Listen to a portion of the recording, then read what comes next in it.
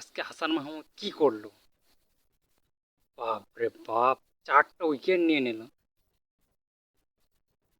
4টা wicket. Captain Rohit শর্মার wicket নিয়েছে।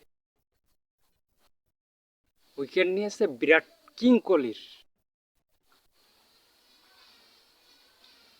শুভমান গিলের, ঋষভ পান্টের।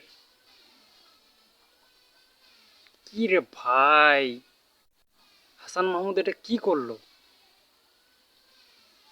হাসান মাহমুদ যে পরিচয়টা দিয়েছে, যে টাইগার, টাইগারের যে ভূমিকা, সেটা হাসান মাহমুদ দেখিয়ে দিয়েছে ইন্ডিয়ার বিপক্ষে। হাসান মাহমুদকে নিয়ে কিছু কথা। তিনি টাইগার পেসার। তার এবার মনে হয় আইপিএলও ডাক আসতে পারে। যেভাবে সে খেলতেছে ইন্ডিয়ার বিপক্ষে, 4টা উইকেট, মাথা নষ্ট করা ভাই রে।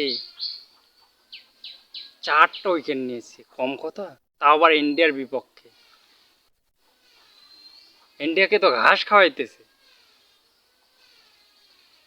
কিছুক্ষণ আগে দেখলাম 164 রানে টেস্ট ম্যাচে 6 উইকেট। ভাবতে পারতেছেন